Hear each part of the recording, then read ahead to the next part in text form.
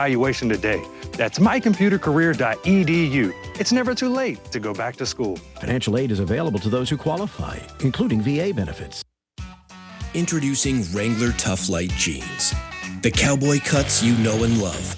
Now up to 20% lighter. Because lighter isn't a compromise. It's a better way to wear denim. Stay cool. Move with ease. Keep doing what you do. The durability you expect from Wrangler without the extra weight. Wrangler Tough Light. Tough jeans just got lighter. This is Paul Feinbaum. That'll do it for me today. Coming up next, The Drive with Wes Neighbors and Steve Moulton on 97.7 ESPN, The Zone. At Bad Daddy's Burger Bar, we love baseball almost as much as we love serving up the best and baddest burgers around. People have called our burgers totally insane. And at Bad Daddy's, we take that as a compliment. But it's not just burgers. Up first, starters like our fried pickles, wings, or poblano frites. Second, try one of Bad Daddy's giant chopped salads. Third, our famous chef-inspired burgers with lots of different taste options. And before you head home, finish up with one of our shakes or delicious banana pudding. Bad Daddy's Burger Bar on the Parkway in Huntsville and Clift Farm in Madison. At Kern Electrical, we're more than just a Generac generator dealer. We're your partners in ensuring your home or business never loses power, especially when it matters most. Call 256-880-1880 today or visit gensuperstore.com for reliable power solutions that work when you need them most. Most current way to keep your power on. GeneracSuperstore.com. Hey folks, Arthur Seed, managing partner at University Kia, letting you know we are proud supporters of Alabama and Auburn football. Swing by University Kia today and check out our huge selections of brand new Kias, including the spacious Telluride 8-passenger SUV, the slick new K5, the sporty Kia Seltos. We've got perfect cars for every lifestyle and budget. Visit universitykia.com to view all our amazing offers and get pre-approved amenities, because we want to see you in a Kia. Roll Tide, War Eagle. Welcome to Southern Wagyu Steakhouse and Meat Market in Huntsville. From hand-cut premium steaks and chef-crafted Southern favorites to phenomenal made-from-scratch desserts and restaurant-quality meats you can take home. Every meal is made with passion and served with genuine Southern hospitality. Join us for lunch or dinner. Attend a monthly 5-course supper club or stop by to stock up your grill. You'll see that we deliver excellence from prep to plate. Southern Wagyu Steakhouse and Meat Market, corner of Highway 72 East and Jordan Road. Come taste the difference. Mark and Henry McDaniel, attorneys at law, are proud alumni of Madison Academy, and Madison Academy is proud of them. They have served our community through their practice, through volunteerism and service on national, state, and local boards. They explain the complexity of critical court rulings on local media.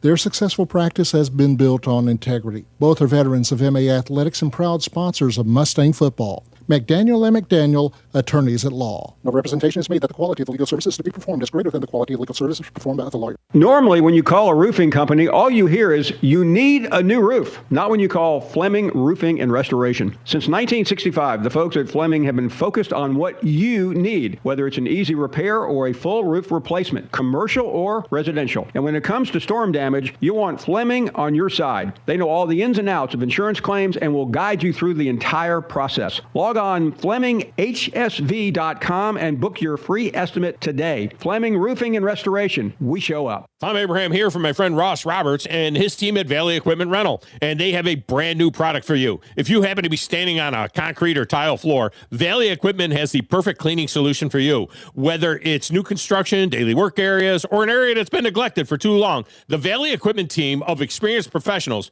can help you choose the right floor scrubber or sweeper for your needs. Valley even has the right cleaning products for the job. Call Valley Equipment Rental today to learn more. Make a clean sweep with Valley Equipment Rental. We cover all the SEC schools, including Western Union and Venmo. I want that money! You know, 97.7 ESPN The Zone.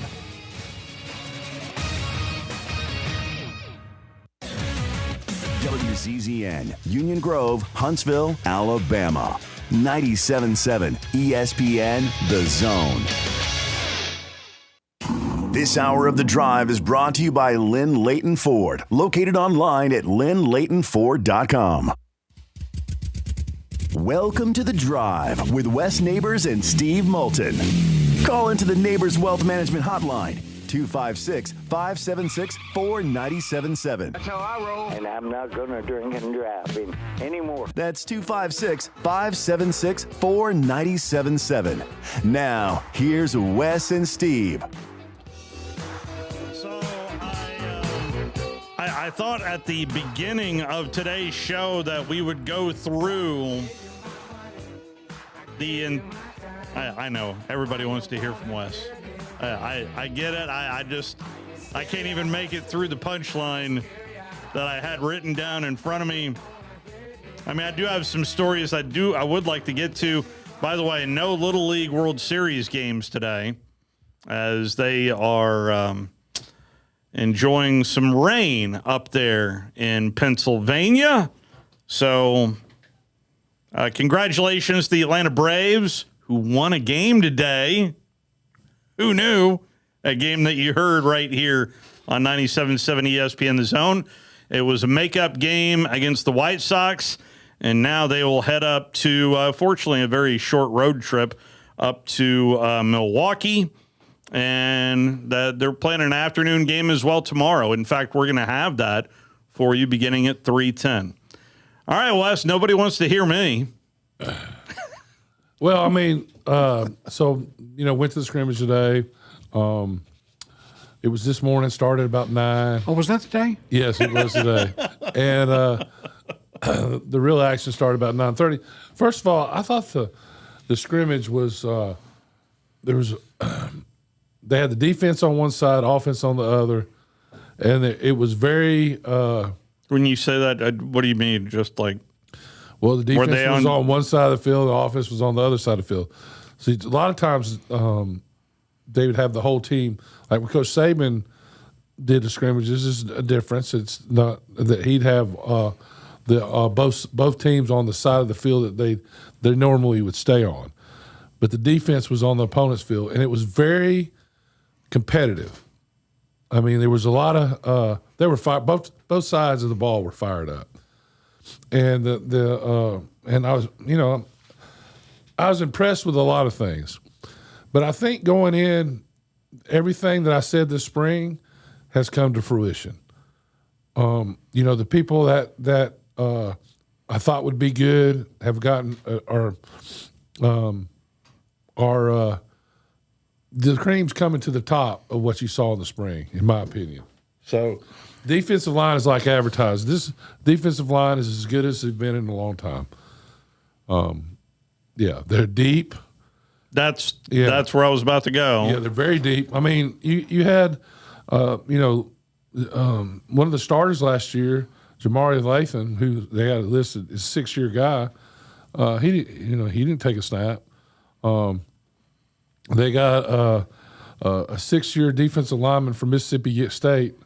This is his 6th year. Heard a lot about him. Yeah, and he's huge. 6'4", 302 is what they got him listed at.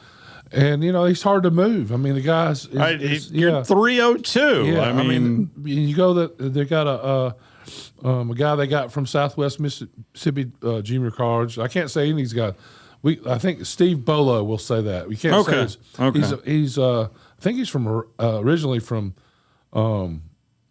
Africa, but is from Canada. 6'4", 303. They got these guys lined up, and they've got them from everywhere, and they're impressive. We talked about that. Everybody knows about the 5th-year defensive lineman from USC, 6'5", 300, playing on the outside. I mean, he's quick. And these guys are good. The defensive line is the most improved part of the team. And you heard Coach DeBoer has hinted at that. You go to the linebackers. Well, we'll talk about the linebackers when we talk about Caleb Woodson is a heck of a player. 6'3", 240, transfer from Virginia Tech, as advertised, leader, makes plays all over the field. Who is that again? His name's Caleb Woodson, linebacker. He's a senior, transfer from Virginia Tech.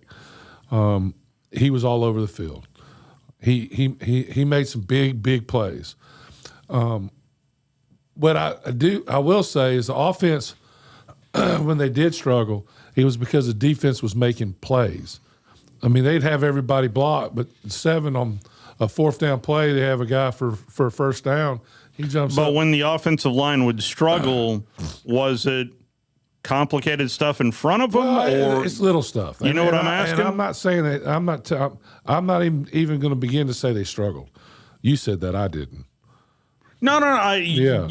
When you said when the offense would not get a first down, it was because the defense made good plays. It wasn't a lack of. I thought the offense played very well. They took the ball down and scored the first. I mean, there was a lot of enthusiasm, and after that, the defense. Was there a lot of shuffling along the offensive line? No.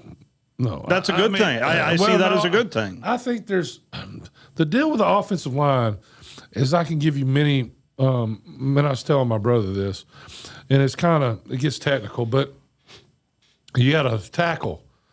Okay, your right tackle, and they're doing a rollout to the right. It's what's they call a half roll. Okay, so they're moving the pocket. Yeah, and he has a guy inside him. Well, he takes an outside step. You can't do it. And the guy didn't beat him, but got pressure on the quarterback. Quarterback had to throw it quickly. Stepping with the wrong foot. Yeah. I mean, that's and that's stuff that's going to come with time. This is a team that can be really, really, really good. Really good. Certain things have to happen for that. First of all, the best running back they have is Trayshawn Brown from Huntsville, Texas. I mean, he scored He scored a couple touchdowns. He scored the first touchdown. Crowell didn't participate. He did right? not participate. I don't think it. I think it's. I don't believe Drew that they're hiding him. I don't think that's true. I just think he's hurt. Okay. But I don't know. I mean, I don't know anything. I didn't talk to anybody about it and ask the question. Well, everybody went wild after what Aaron Taylor reported earlier in the week about that in particular. I think that's why Drew went there yesterday. Yeah. Well, I'm not sure, and I've never seen any team do that. That'd be the first. But you look at the linebackers. Luke Metz played well. A lot of linebackers played well. I was worried about linebacker, and because they didn't have a lot of guys returning, but those guys got after it and did really well. The QB Reese played pretty good. Luke Metz was all over the field as well. He'll light you up, dude.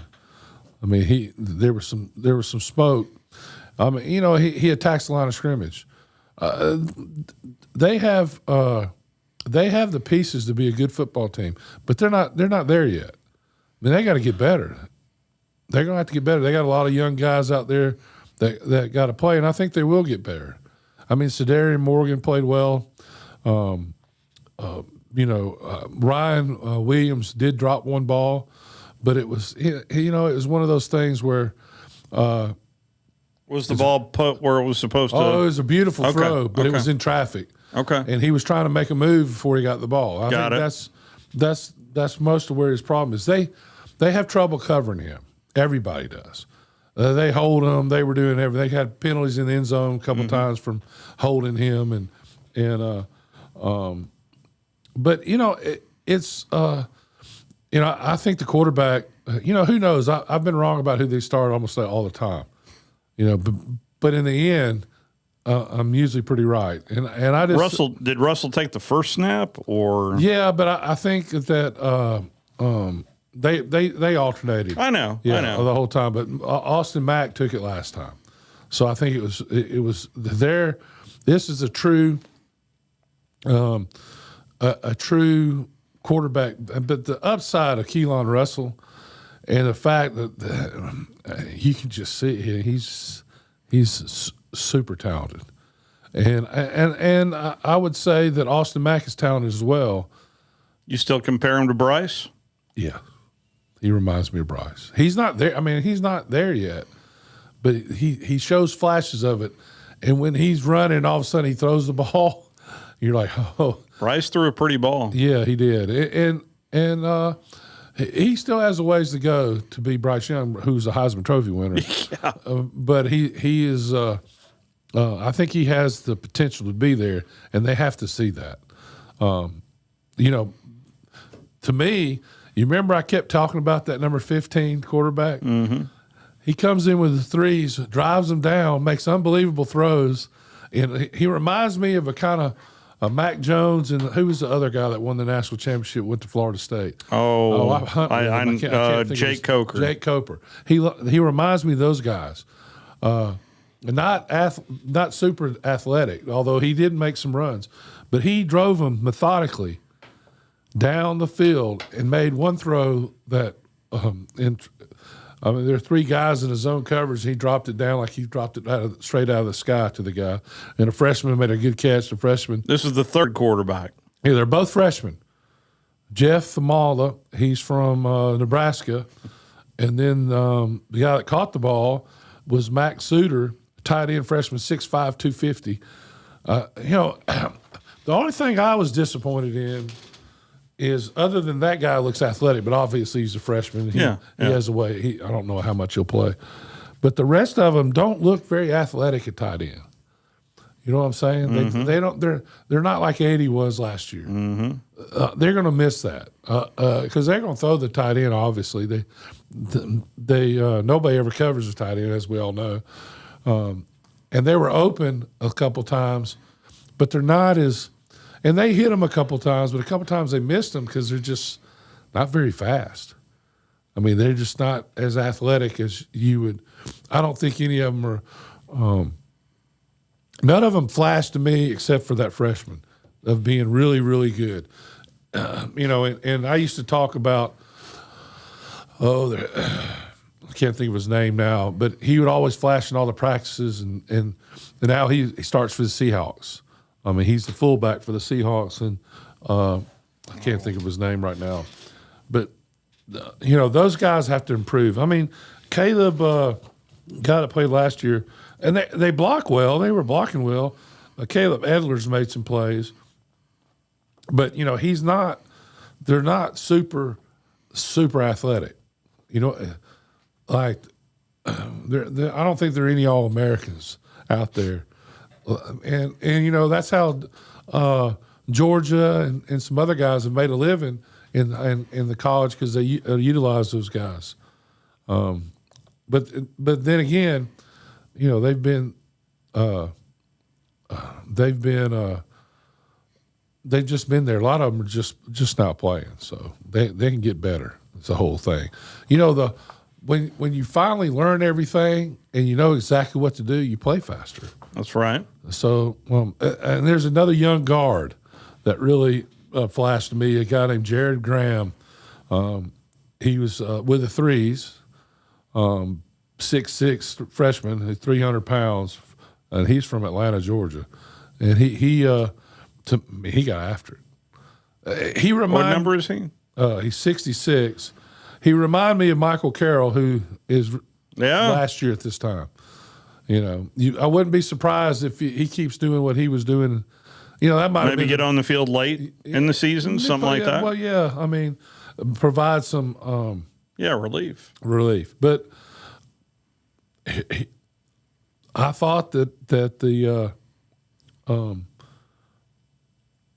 they need to continue to get better, and the offensive line, just you don't know what you don't know. But at times they block very well. They had some big runs in the game. But did they? Yeah. But it was they struggled after they had two pretty good drives. The defense stopped them the second drive. And then the defense won the middle part of the scrimmage, and I thought at the end of the scrimmage, the offense kind of put some things together. They were close a bunch of times. The secondary for Alabama is really good. Mm-hmm. I mean, they made some big plays. Keon Sabb stand out at all? Yes, he made. Yeah, he made some big plays. 18 was all over the field, and then they got him out of there. Drake Patrick played awesome. Junior. Yeah. So, he was playing, they got a lot of those guys. They know what they can do, And then you got Lasir Brooks, who did not play. Mm-hmm. You had Jamari Latham, who was a starter last year, didn't play, but you wouldn't even know he wasn't there until I saw him on the sideline. You had we know Crowell didn't play. Yeah, Eric Hill, who played a lot last year, didn't play. But they got a lot of depth, they're a big football team. So they look different to you, yes, this year compared to last year. I didn't even recognize 17. Trayshawn Brown, running back, the freshman running back from Huntsville, Texas. I didn't even recognize him. I mean, he looked like a different dude. I thought they looked fine last year. I think Alabama looked the part. They didn't play with. They had some bad games, and that's been the whole thing with Coach DeBoer. Is that I have a problem with is you look great against Georgia. It's not the ups, it's the downs. Yes, it's the consistency. Yeah. Of consistency and that's what it takes to win championships. But I think they've got a good team they've put together. If anything, Bama fans should feel more appreciative of what Coach Saban just got through doing with that level of consistency. And it does every time. The further at least that I go along, the more I appreciate that 23 season of. What they did in Coach Saban's last year. Yeah. I mean, they were close. Yeah. They close with a team that wasn't that good. Yeah. Overtime against the national champs. Yeah. And having to me, one thing that bothers me is this Alabama doesn't come off the ball. Like, so the technique is still an issue? Well, I mean, it's not just Alabama. It's the Southeastern Conference. I just think they gotten to where the new O-line is still same habits? Yeah, I think there was a lot of reasons last year that they had inconsistencies running the ball. My thing is, even though when Coach Saban was there, we had the ball on the goal line, couldn't score against Michigan, we win the game. Yep. So that's been an issue for a minute, in my opinion. I remember watching the Clemson game when we got beat in Clemson. We were 3rd and 4th and 1 were our worst play. Mm-hmm. I mean, first down we were averaging 8 or 9 yards a carry, and I don't like the way they coach it. But it's not just them; it's a lot of people. It's Texas. I mean, Texas. The last 2 times Texas played. But this is real. I mean, there is a solution to this. 100%. My whole thing is the tush push. Mm-hmm. Well, everybody wants to make it illegal. Why? Because they can't stop it. Why are we not coming off the ball like that? Yeah, I get it. You don't want to do that every down. And I know they don't want to be on their legs in practice, but sooner or later you got to practice a little bit of that so you can win big football games when you got the ball 4th and 1 at the 1. Is Stoutland still with the Eagles? I mean, he's retired. But then give him a phone call and say, "Come on down here and just check it out." I mean, at least just let the guy come on back just to say hi and. Roll through the facility. Man. Yeah, he is retired as of this year. That is right. So you got people from all over the world on this team. It's really crazy. My hat's off to them for putting this team together. As I said, there's some people on here that nobody's ever heard of that. They'll know him by the end of the year. I mean, the little receiver, he played well as well. The one that I talked about before that you've heard Bray Hubbard mention at media days.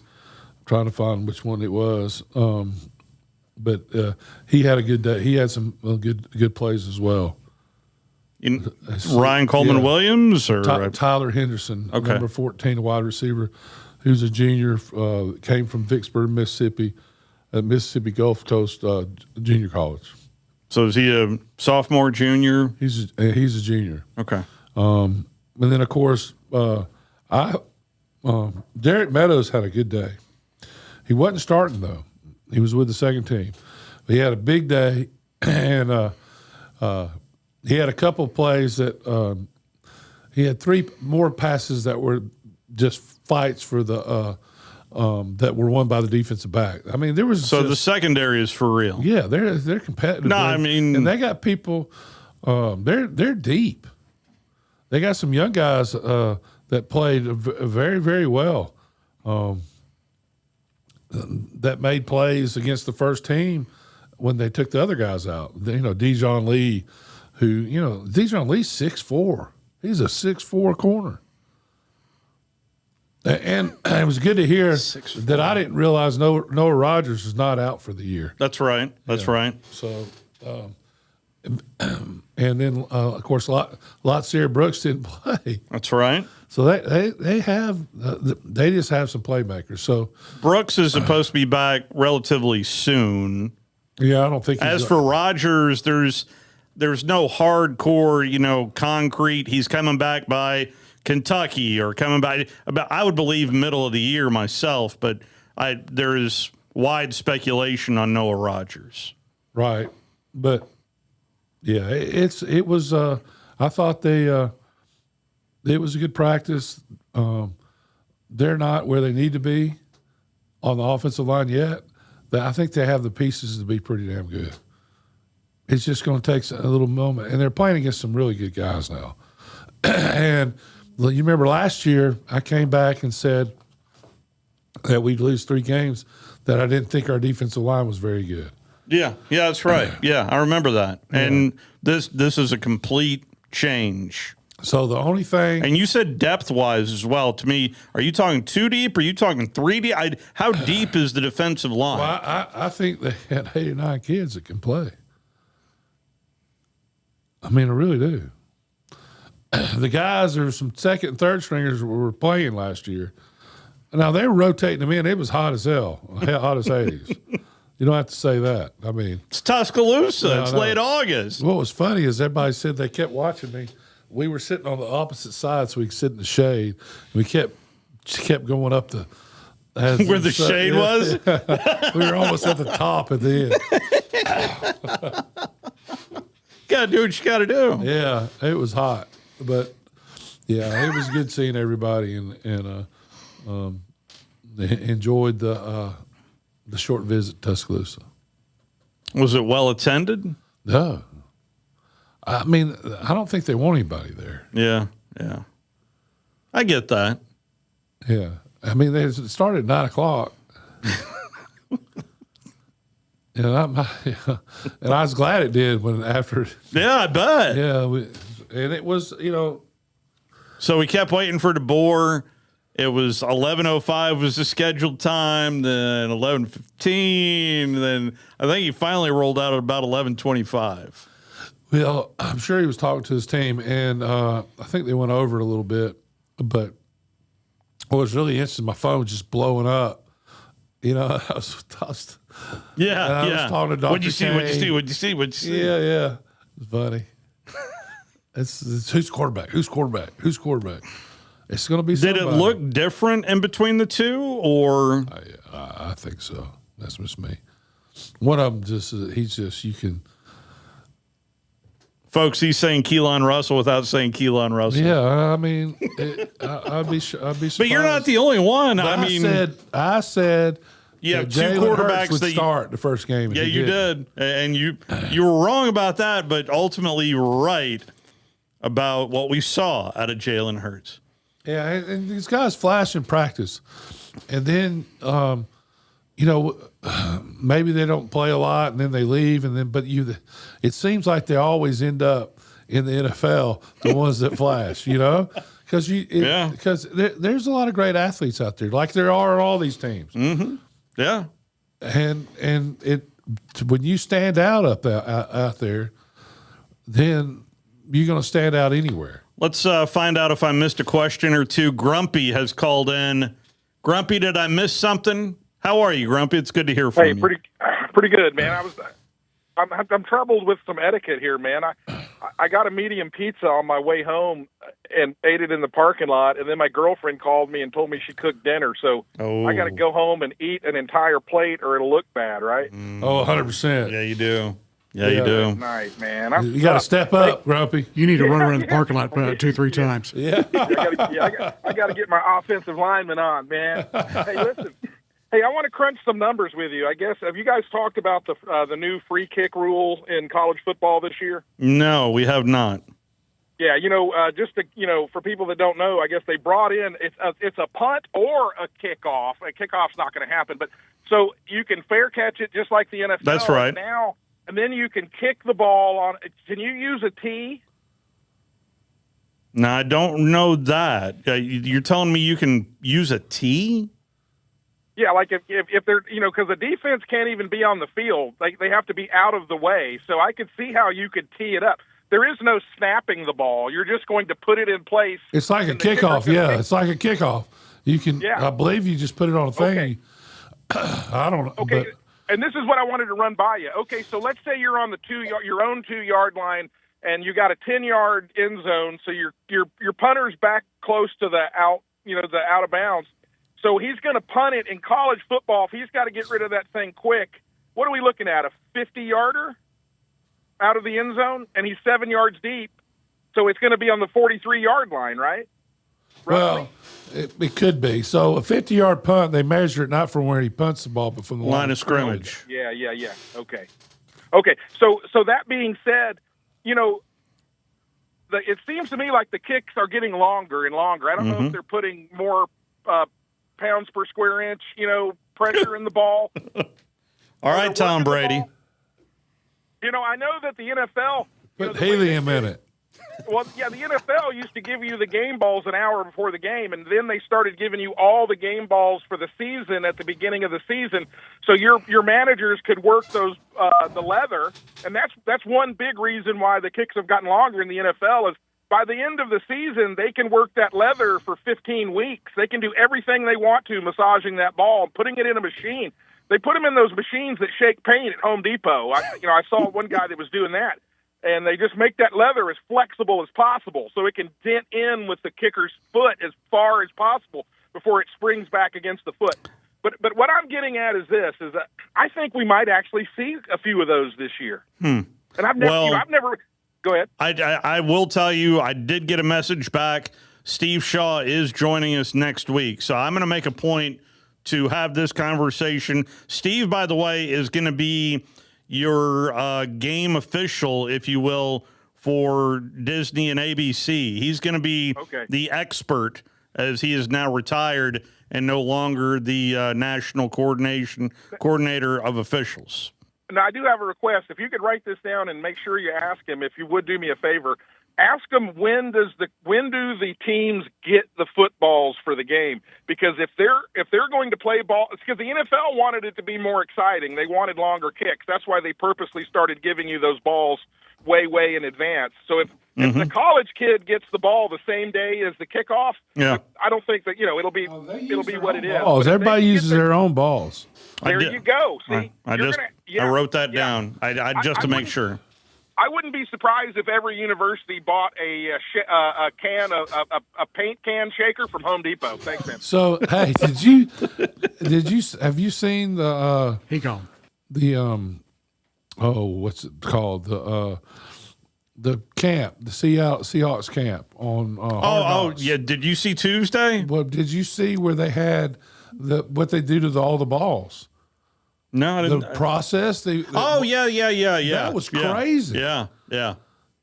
I saw that. I mean, they sit there and worked on the balls for forever. I also saw Jalen Milroe was a big part of Tuesday night's show, and they were talking about how valuable his feet were. Yeah. How a running quarterback is very important. In fact, Coach McDonald went up right to him and said, Jalen, you got us into a field goal opportunity because of your legs. And here I thought he was a pocket quarterback all the time. So that is your report from Tuscaloosa. We need to take our first time out. I had an opportunity to talk to Alex Scarborough, who covers the Crimson Tide. That conversation comes up in hour number 2. He had some good insight coming out of scrimmage number 2 as well. But the The man following the shade is right here to my left. It was hot in T-Town. It was hot up here. Everywhere. It's hot up here too. Hot everywhere. We got high school football coming up tonight.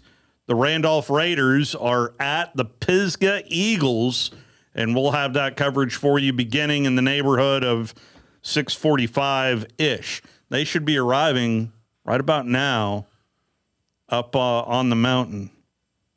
Noted. Let's take a time out. Back with much more. The channel's still quiet, by the way. Yeah. Let's take a time out, and we'll be right back. You're listening to The Drive with Wes Neighbors and Steve Moulton on 97.7 ESPN The Zone.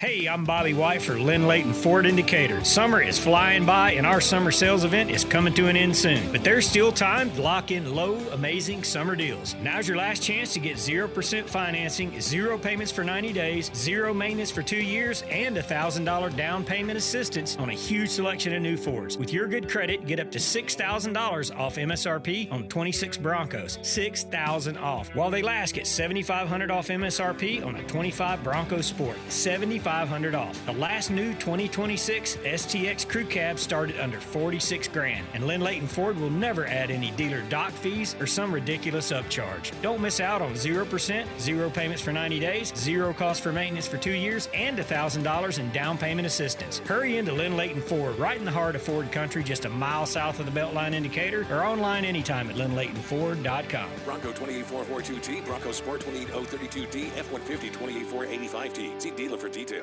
Planning a barbecue for this football season? Well, don't forget Baumhauer's famous sauces to make it legendary. These popular sauces include traditional hot sauce, Thai sweet chili, Mojo, Jamaican jerk, and white barbecue. Stop by your nearest Baumhauer's today and pick up a few bottles of sauces or order them online at baumhauersauces.com. And since they have become so popular, Baumhauer's legendary sauces are now being offered in some of your favorite grocery stores across the state. Whether you're tailgating at the game or barbecuing at home, Baumhauer's sauces are bound to spice it up and make you the host or hostess with the mostest. Lake Guntersville Ace Hardware is your locally owned and operated hardware store. We're not just about numbers, we're about helping neighbors, because our Ace Hardware store is part of your community. We're committed to being the helpful place by offering our customers personal service, quality products, and a convenient shopping experience. As the helpful hardware folks in your neighborhood, we promise that helping you is the most important thing we have to do today. Stop by and visit Lake Guntersville Ace Hardware today, 1536 Blunt Avenue in Guntersville. Forgiveness. Wow, what a word. What a gift. All of us have done things in our lives that we regret. All of us have done things that are disobedient. All of us have sinned and fallen short of the glory of God. Thank God for his forgiveness. Thank God that he separates our sins as far as the east is from the west and remembers them no more. Hey, I'm John Dees, pastor at Cross Point Church, smack dab across the street from the YMCA in Madison. Check us out at cpcfamily.org. There is power in caring when it is put into action. Each year, our bankers serve on nonprofit boards, support our local educators, and volunteer with our hometown food bank. I'm Bobby Humphrey, Vice President of Business Development for Bryan Bank, and community service is just not a line item in our mission statement, it's who we are. Because after all, Alabama is our home too. That kind of commitment to community might not be what you would expect from a bank, but it's exactly what you can expect from us. Give us a call or stop by one of our 2 offices in the Huntsville area and experience unbeatable service and legendary results. Bryan Bank Equal Housing Lender, NMLS ID 2428943, member FDIC. TLG's Next Level software team tackles your automation bottlenecks, saving our customers precious time and money. This resource is unique to Huntsville and Birmingham, and I urge you to ask about it. From the largest to the smallest companies, TLG is here for you.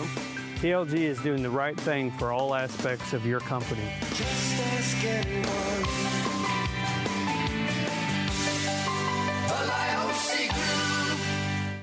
Listen to the Rocket City Trash Pandas all season long. Swung on, rocketed, left center field. That's going to get down and go to the wall. Montanel at first. He's on his way to second, and he'll pull in. There's the first ever cycle in Trash Pandas history. Trash Panda Baseball is only on Talk Radio WZZN.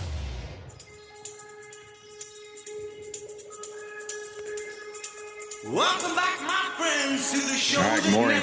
Just finished about a little over 90 play scrimmage, about 80 plays with the ones and twos, finished up with some threes. Good work at all areas of the field. So just probably the general feel, I think, of the week would be that we made a lot of progress. It felt like we consistently get better. There's no drop-offs, and that's what I want to see. We still got some big weeks ahead. I think that it was this time a year ago where we didn't continue to take those strides, and so that'll be the challenge moving forward. But some good stuff to learn from. Love having the officials out there. We were much cleaner, especially pre-snap in this scrimmage than what we were last scrimmage, and even in the week of practice. So it was good to see that. But just getting their input and interpretations on some things, it's good to have the officials out there. So a lot of the guys that you'd expect, I think, are doing a good job. And, managing the scrimmage, you don't see it all. So, but there's a lot of guys, I think, that you'd expect, the starters in particular, that I think just consistently do their thing. And so some guys that I'm sure you'll ask about that are behind them that are pushing for spots. So we got some competition still going at a number of places, and that's healthy for our football team. But I thought today was a really good day. That is the opening comments of Kalen DeBoer earlier today. And, of course, you heard the full press conference as well, as we carry all Kalen DeBoer press conferences right here on 97.7 ESPN The Zone. So from a penalty standpoint, I mean, it sounds like that was not a big issue, Wes. No, it wasn't. They had a couple of pre-snap penalties, more with the second and third group. I thought they were pretty clean on the first offensive line. I think they had one holding penalty. Our buddy from the SC was there as well. The head official was there watching. John. Yeah, was watching John McDade. Watching the guys go. So it was one of those things where there were some holding penalties and there was some pass interference there. I thought a couple went. They should have called and didn't. They weren't letting Ryan Williams beat them that yesterday, because I heard they've been beating him. He's been beating them, and they were holding him like it was their job. And it's not a penalty if you don't call it. Well, they called it a couple times, so yeah. But the guy was like, looked at the coach and just threw his hands up like, what I was supposed to do. He was man to man with him, and they got him isolated, and in the end zone he's doing he faked like he's doing a slant, and then went to the post, and went to the flag, and there you go, and he almost took his shirt and put it over his head. That's how, and then no argument at all, just threw his hands up his coach like, what am I supposed to do? So he's wide now, not in the slot. Ryan Coleman Williams, he was all or is over. he everywhere? Yeah, he's everywhere. They're running him in motion. They're going to do stuff to try to. That's called Lane Kiffin right there. Yeah.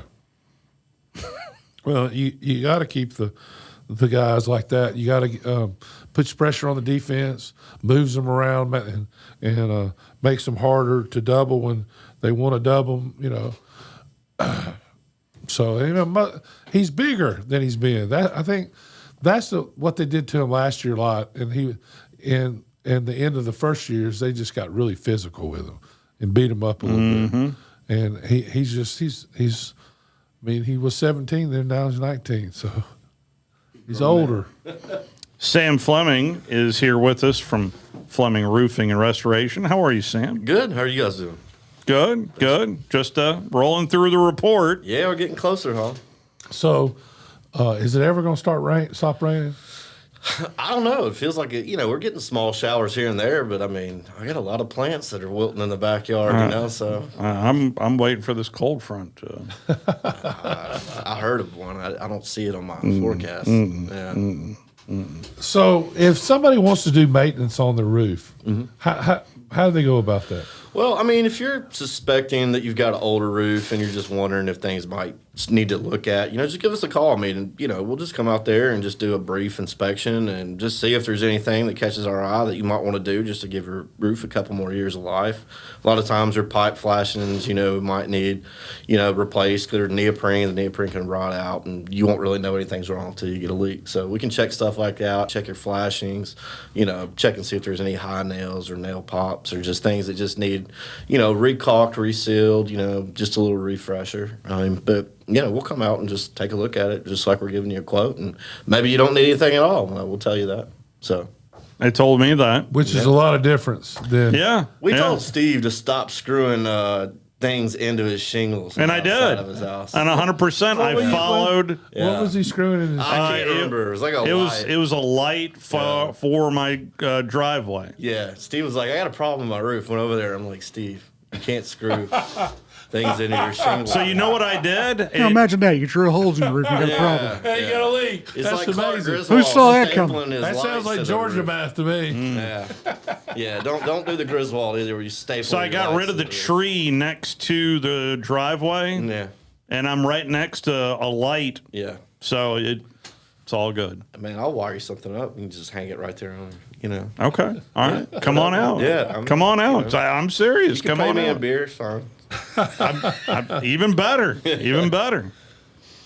Don't get on the roof, guys. Just call Sam. Yeah, 100%. Just don't get up there. If you're driving, it's FlemingHSV.com, FlemingHSV.com, and give them a call at 256-651-9440 is the telephone number. But service-wise, I know you mentioned about doing a little something. What other services do y'all provide? I mean, anything exterior. I mean, right now we're doing a lot of fascia boards and gutters. If you've got stopped up gutters and leaky corners, maybe just get us to come out. We can clean your gutters, put in gutter guards so you don't have to worry about it anymore, or we can replace your gutters. And in the process of doing that, if you've got some rotted wood, fascia, soffit, we can replace that while we're there and put a little coat of paint on it, and you're back and brand new. All right. Sounds like I'm calling 256-651-9440. Yeah, I mean, we do, if you've got some siding, on your roof walls or on your exterior, you need, just a couple boards replaced or a little rotted spot that's been bothering you for a while. I mean, we handle all that kind of stuff. It doesn't have to be a big job to send it to us. And I know you're excited for football season. I can hear it in your voice. I'm going to miss opening weekend, though. Of course, nobody's playing anybody thanks to the playoff. Well, you got Clemson at LSU. Yeah. And Ole Miss at Louisville. I mean, that's a Sunday game. That's a Sunday game. Yeah. Okay, so you're not going to we're miss going that? to Chattooga, man. I've never been to Chattooga. I'm Class not. 4 Rapids. Oh, I've been there. Yeah, I've never done it. The first one, it's like a 13-foot drop. You won't stay in the Hopefully, I don't have to fight for my life. I think the river will win. It's I'll never. So when I went down to Chattooga, we had a botanist from Clemson, was our guide, and he was telling his plants and this, and then, I'm looking around, and then he goes, "On your right, you will see where they filmed the love scene in Deliverance." Nice. That's one way to characterize it. The love scene. But what was cool is this is after Katrina, and there were like logs 80 feet up in the air pushed against the trees, and that was caused by Katrina.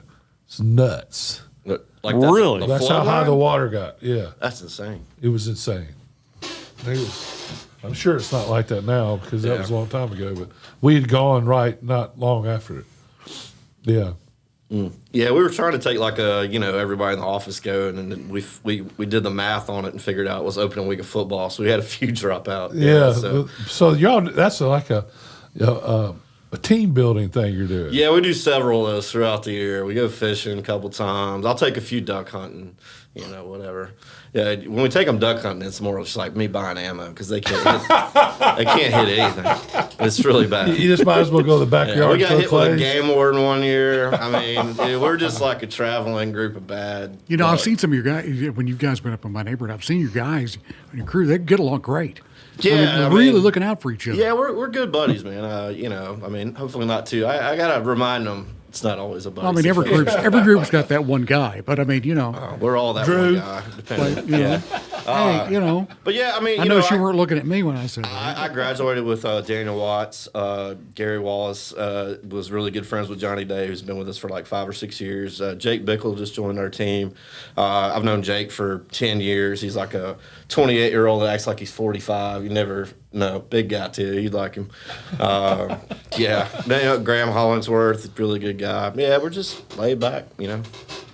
Well, we did find this out. I actually asked the question afterwards. I didn't know, so I went into the staff and I asked the hunting thing. I'm like, because I do feel like it's around this time and there's always a game, and I'd be like, man, how come like people aren't here? And they're like, I don't know, first day of whitetail or something, you know, wood duck, something. And like, wood duck. They're like, Saturday is actually not a first day of something, but they did say this is the first week of squirrel hunting. And I did learn you're allowed 8 a day. Yeah. So there you go. Yeah. Maybe it's squirrel hunting. There's a limit on squirrel. Yeah, cousin Eddie stopped eating them when they found out they were high in cholesterol. That's exactly right. That's exactly right.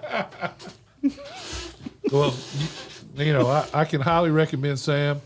Give him a call if you get a chance. Then you need some work done. He's the man you can. And they show up. That's the number one thing. Yeah, we, you know, everybody kind of pokes fun at the we show up, but I kind of feel like it means a lot more than just, you know, we'll show up for an appointment. That, you know, we're going to take your customer service very seriously, and if we tell you something, we're going to follow up on it. And, you know, it really just, that's the customer is our number one focus. And, you know, a lot of the companies right now are built around, you know, sell, sell, sell, sell. I'd rather, you know, tell you the honest thing any day than, you know, sell you a roof. But, you know, hopefully that just kind of comes with, you know, talking to enough people and, you know, doing the right thing by enough people that business comes with it. It's good to start doing business with people who stand by their word. Not a lot of that going around. Sam Fleming's one of them that does. I appreciate it. We try to. FlemingHSV.com. Again, 256-651-9440. Sam, it's always good to see you. Thanks for having me. I'm glad Wes is high on the tide this year. Well, yeah, I'm higher than I've been. Yeah, higher than last year. Yeah, I thought they'd lose 3 games, and I think they'll lose 2 this year. Yeah, and I think they'll make the playoffs, barring, you know, a rash of injuries. And I think they were not taken to the ground today. They were getting after the line of scrimmage, but they were thudding on the running backs because really they only have 3 experienced running backs. So, and one of them's that freshman who. You know, as good as you do in practice, you never know if you'll do in a game when the lights are. You know, I think he's going to be a great player, but you know, they need to get the other guys 2 back, no doubt, and have a full stable. Because you know, I remember when LSU was good, when Connor was there, they had all these running backs, and they would play them. They played every one of them during the game, and whoever got the hot hand, that's who stayed in. You never know when it's going to be, but you don't wear them out either. You know, and if they fumble, they weren't going back in.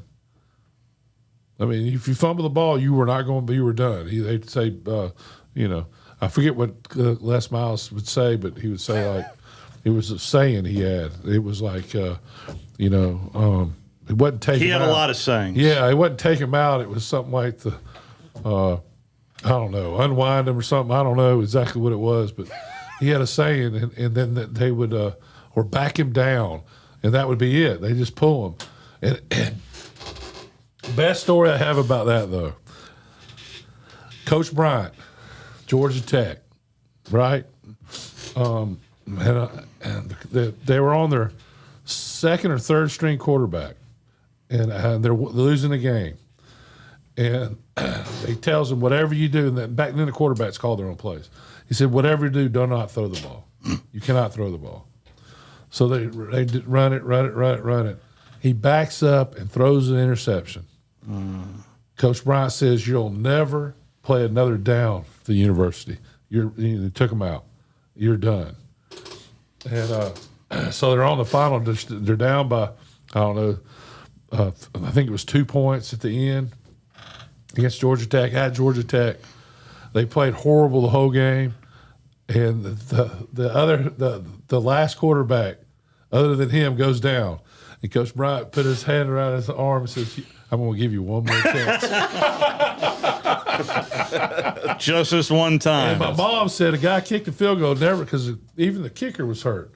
And he kicked the field goal, and the ball was not spinning like normal. It was going sideways when it went over, spinning sideways. And they beat Georgia Tech in the last seconds. That's awesome. I think they were down 16-0 at halftime. And that's when Coach Bryant came in clapping, says we got them right where we want them. You know, if you have pride in class like I know you do, we got them right where we want them. And then my dad sat in the back because he thought he was going to punch the guys in the front, which was what he thought was going down. So he was surprised when he said we got them right where we want them. That's funny. Let's take our final timeout. We'll wrap up hour number 1 next.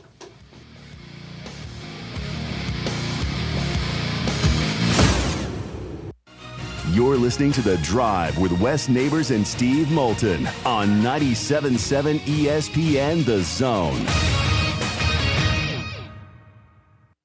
This hour of The Drive is brought to you by Lynn Leighton Ford, located online at lynnleightonford.com.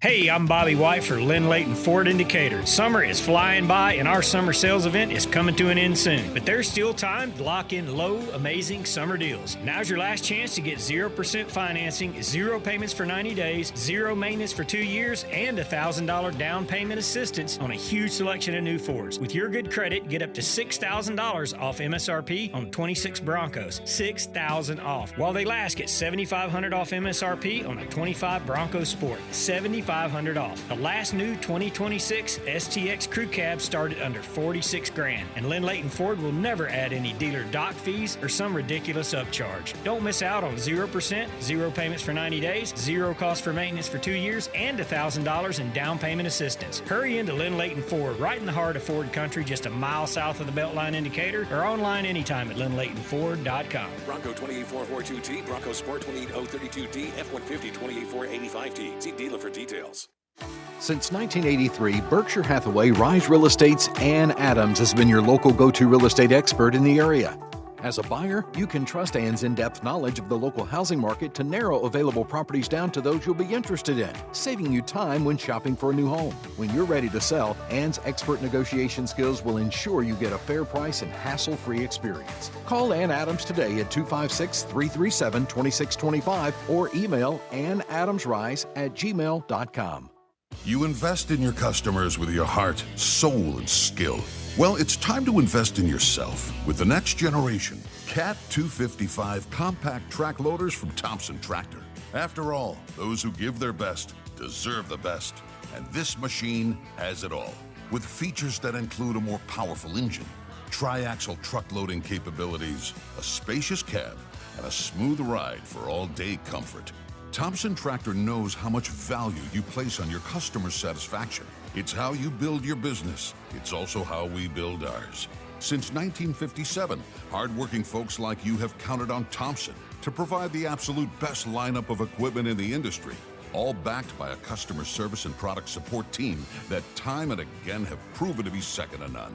It's all about maintaining peak performance. Always has been, always will be.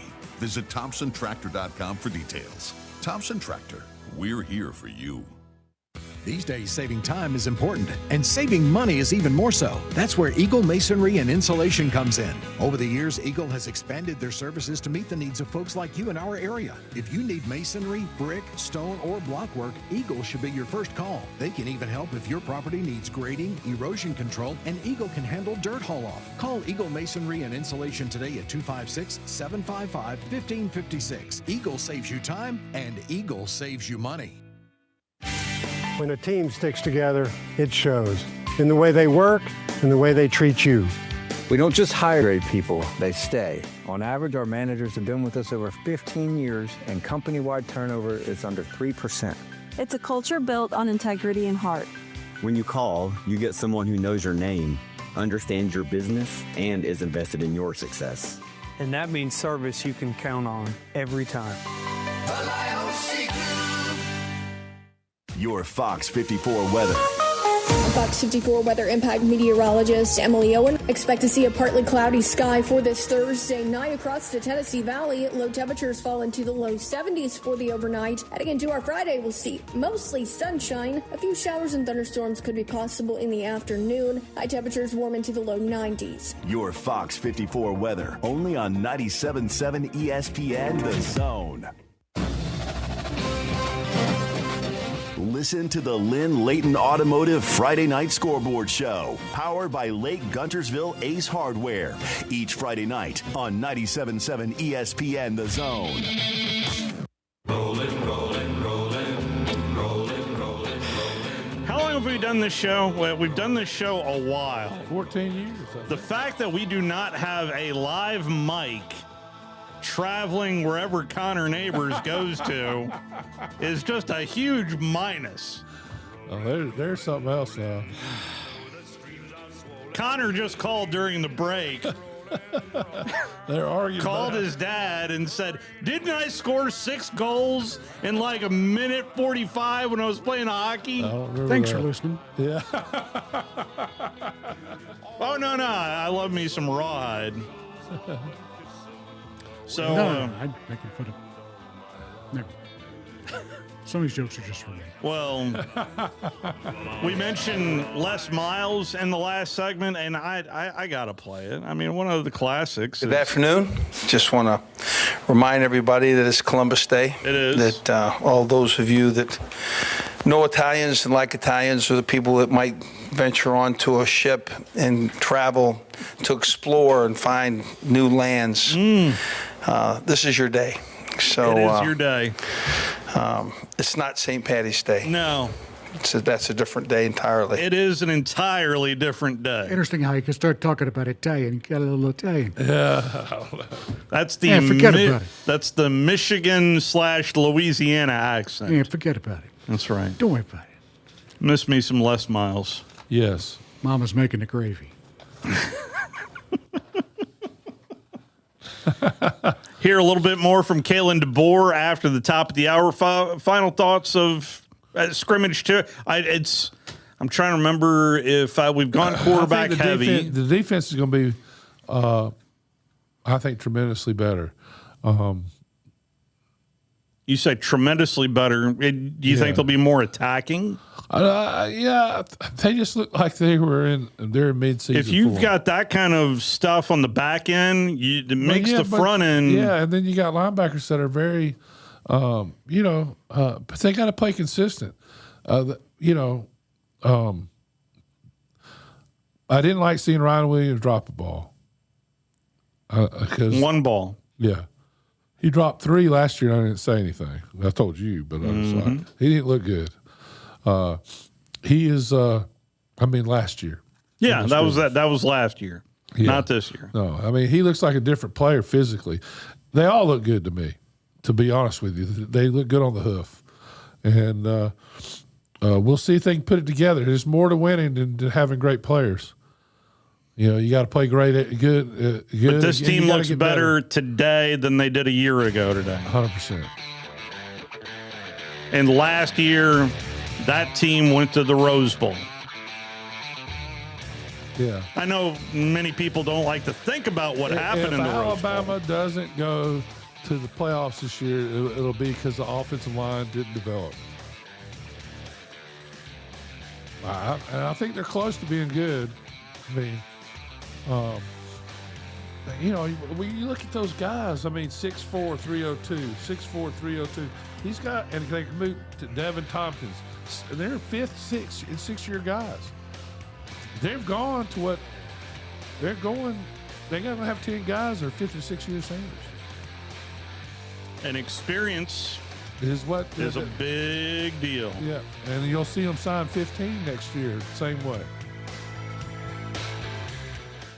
Hey, I'm Bobby White for Lynn Layton Ford Indicator. Summer is flying by and our summer sales event is coming to an end soon. But there's still time to lock in low, amazing summer deals. Now's your last chance to get 0% financing, 0 payments for 90 days, 0 maintenance for 2 years, and $1,000 down payment assistance on a huge selection of new Fords. With your good credit, get up to $6,000 off MSRP on 26 Broncos. $6,000 off. While they last, get $7,500 off MSRP on a 25 Bronco Sport. $7,500 off. The last new 2026 STX crew cab started under $46,000, and Lynn Layton Ford will never add any dealer dock fees or some ridiculous upcharge. Don't miss out on 0%, 0 payments for 90 days, 0 cost for maintenance for 2 years, and $1,000 in down payment assistance. Hurry into Lynn Layton Ford, right in the heart of Ford country, just a mile south of the Beltline indicator, or online anytime at lynnlaytonford.com. Bronco 28442T, Bronco Sport 28032D, F-150 28485T. See dealer for details. WZZN, Union Grove, Huntsville, Alabama. 97.7 ESPN, The Zone. This is SportsCenter.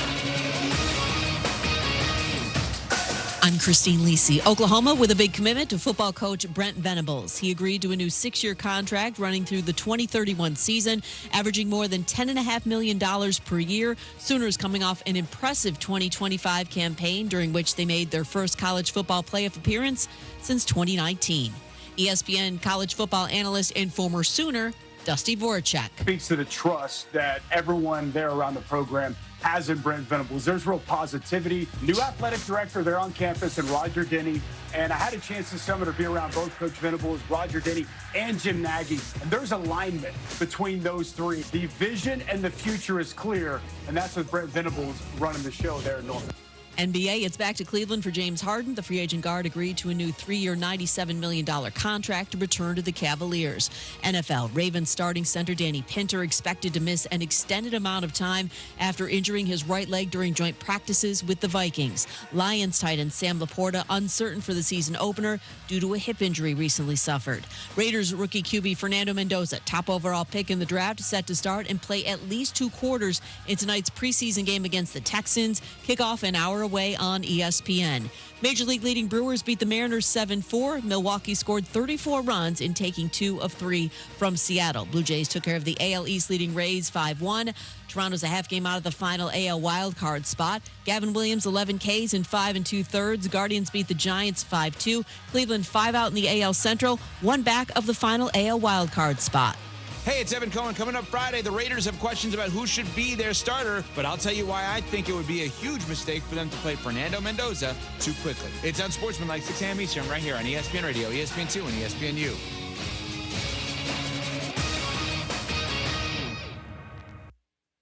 .97.7 ESPN, The Zone. Welcome to The Drive with Wes Neighbors and Steve Moulton. Call into the Neighbors Wealth Management Hotline, 256-576-4977. That's how I roll. And I'm not going to drink and drive anymore. That's 256-576-4977. Now, here's Wes and Steve. Walking you up to high school football. That's right. Kickoff less than an hour away. Randolph is up on the mountain getting ready to take on the Pisgah Eagles. And then you'll hear the solid voices of Michael Seal and Drew DeArmond. Now, if you've never tuned in for a Michael Seal, Drew DeArmond game, highly entertaining. You're in for a real treat. Highly entertaining because they usually quiz each other sometimes in the middle of the game about some obscure Alabama facts. And the game sometimes doesn't even get in the way. I mean, it's great. It's great. I did get... we put a fresh hamster in the wheel. They're all good to go. And they are connected. Yeah. You'll be able to listen to it over the airwaves. And I am going to hook it up also on the Randolph, that's the Raider zone. And this is just the hors d'oeuvre, if you will, before we've got high school games coming up tomorrow. We've also got a high school game Saturday night, as well as Columbia takes on Greensboro. as the folks at Columbia are looking to stop that 101-game losing streak. As they say, we're stuffed, sacked, and double-packed with football this weekend. So we've got a lot of football. And a little sprinkle on top, Trash Pandas baseball. That's right. Over on Talk Radio WZZN, it's the second to last home series for the Trash Pandas. And pregame starts here in about 10 minutes or so. And first pitch is 6:35. You'll be able to hear that game over on Talk Radio WZZN. Did get a request, and after all, Casey Kasem is here to spin the hits for you. If I'm playing stuff from Les Miles, I got to play probably the most memorable. Do you remember when Kirk Herbstreit announced to everybody on game day that Les Miles was going to be the next head coach at Michigan? And then, I mean, come on. The impromptu press conference, it was in Atlanta. I believe it was the 75th anniversary year of the Southeastern Conference, because I can remember that in the backdrop behind Les Miles. And this was before LSU, I think, took on Georgia. I want to say it was Georgia. Pretty sure it was Georgia. Take it away, Coach. On ESPN, and I think it's imperative that I straighten it out. I'm the head coach at LSU. I will be the head coach at LSU. I have no interest in talking to anybody else. That's right. I got a championship game to play, and I'm excited about the opportunity of my damn strong football team to play in it. And it's really all I'd like to say. It was unfortunate that I had to address my team with this information this morning. But that being done, I think we'll be ready to play. There'll be no questions from me. I represent me in this issue. Please ask me after. After. I'm busy. Thank you very much. Have a great day. Have a great day. And I don't know how many times when I was at that press conference, by the way, have a great day. And just how he said it with the hand gesture, you can tell he was. I don't mean to be disrespectful. He sounds a little Joe Pesci there. Have a great day. Have a great day. Have a great day. Have a great day. Utes. Okay, moving on. Scrimmage number 2 is in the books, and we got the full report from Wes Neighbors, who was there, also covering the Crimson Tide. Had a fantastic conversation at SEC Media Days in Tampa with Alex Scarborough, and here is Alex Scarborough from just a couple of hours ago.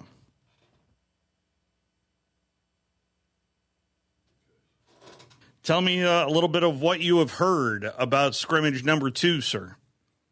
Yeah, it sounds like things went pretty well. It wasn't a full go kind of scrimmage. They were just doing thud instead of going all the way to the ground. Probably one of the bigger takeaways people are going to have is that Keelan Russell did get that first snap, that first opportunity with the first team offense, but Austin did get in there for the subsequent second and third drives. Sounds like both quarterbacks did well.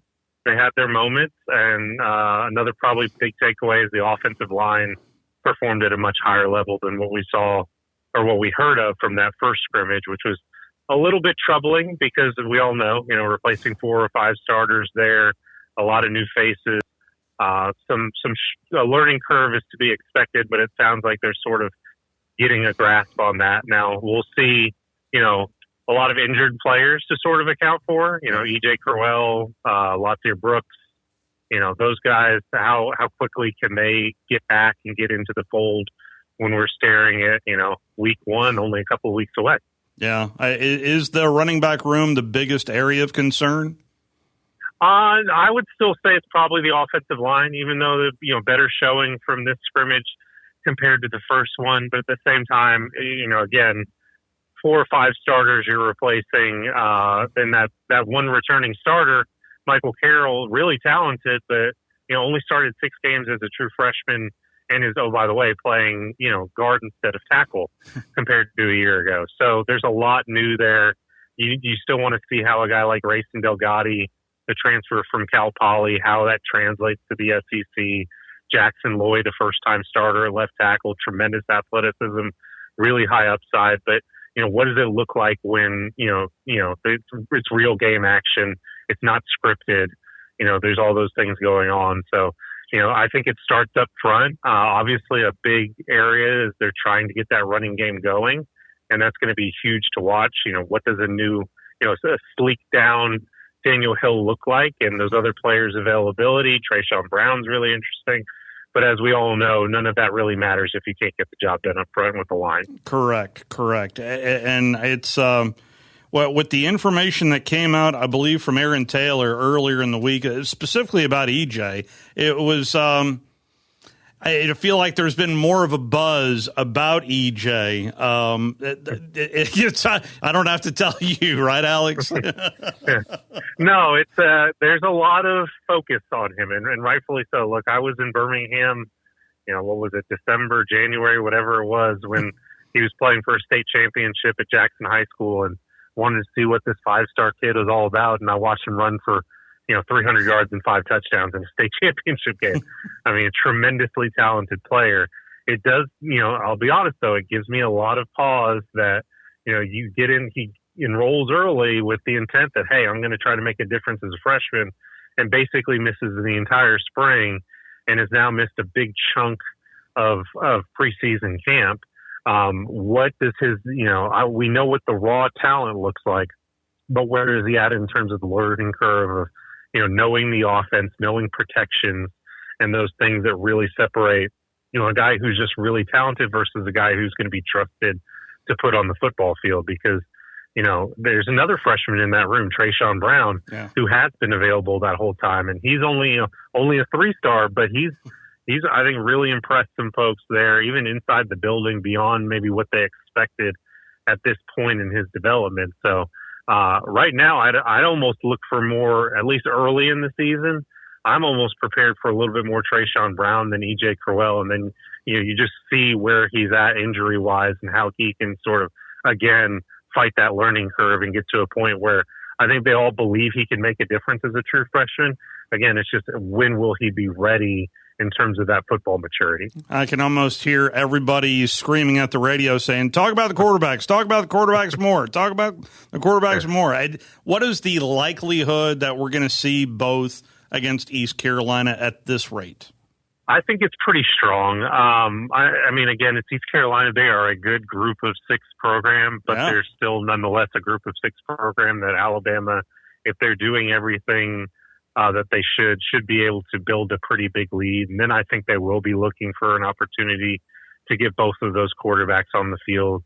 Because, look, I know, the coaching staff wants to name a starter probably here in the next few days, really. It's going to happen soon. But I don't really know what the impetus is for basically shutting down the entire competition. And I think you can continue to let it sort of play out that, hey, we have a starter, but let's see what this other guy looks like, because you do have these games against East Carolina, Kentucky, Mississippi State, before, even South Carolina to some extent, before you get to Georgia. And that's where the rubber really meets the road. So I think they're going to try to work both of those guys as much as you can, because the bottom line is, while you feel good about the talent of both Austin Mack and Keelan Russell, they're both going to be, either one is going to be a first-time starter. So you want to see what it looks like in game action before you shut everything down completely. So that would sort of be my expectation. A lot expected in the secondary for this particular football team. And Dre Kirkpatrick Jr., how would you evaluate his fall and really just the DB room as a whole, sir? I think he's had a really good fall. And I will say, not to sound like I know everything that's happening, but it doesn't necessarily surprise me. This is a guy who, since he's come in the building, he just makes plays. He's got a nose for the football. He's always sort of been that way, even when he got on the field sparingly the last few years.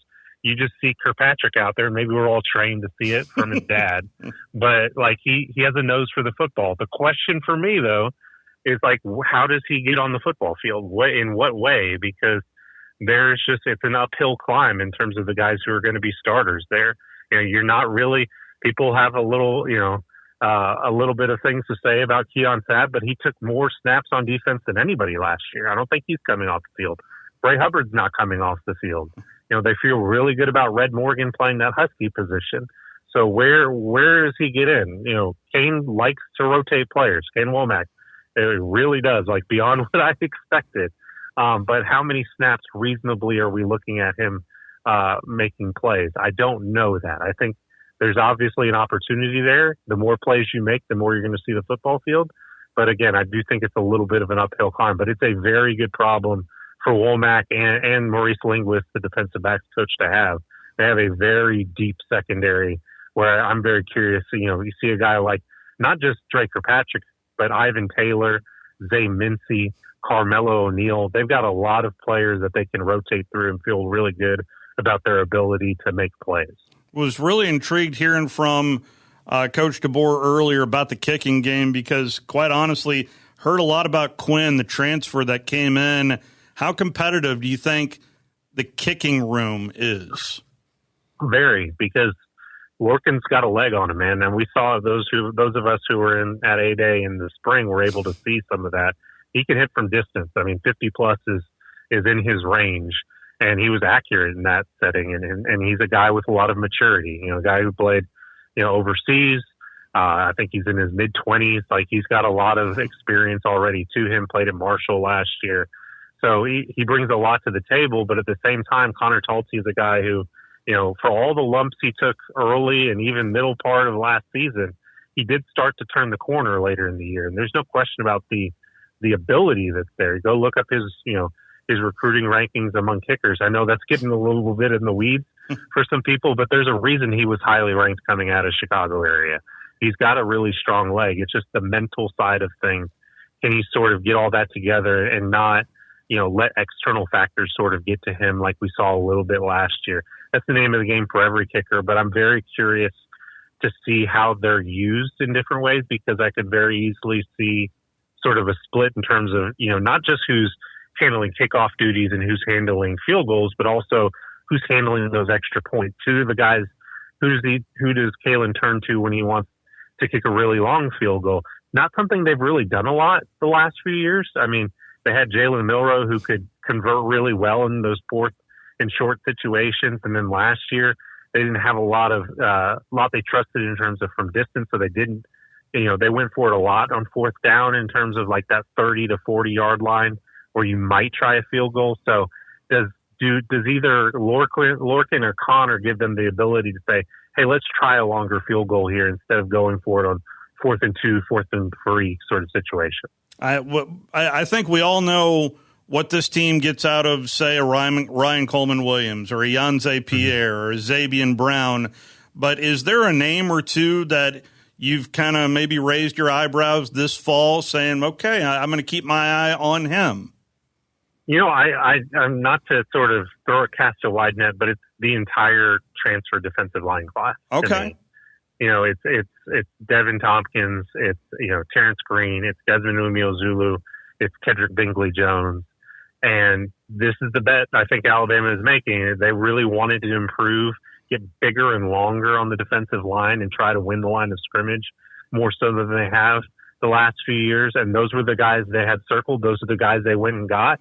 And they feel really good. Like, you hear great things about Tompkins in particular coming over from USC. I think he was playing a little bit out of position there, playing more inside because they needed him there at USC, where he's going to be a bigger body on the outside, I think, for Alabama.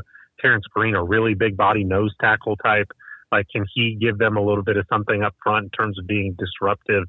So they're really the ones that have they've generated a lot of buzz. Like, Kane Womack repeatedly has talked about how much he's been pleased with those guys. But when we get into game action, will that show up? Will they be able to win the line of scrimmage? Because I think that, to me, is, especially when you start talking about the inexperience they have at inside linebacker, basically starting from scratch there after losing 3 starters from a year ago. If you can be really good up front on defense with what they have in the secondary, man, this defense could go from being pretty darn good to great.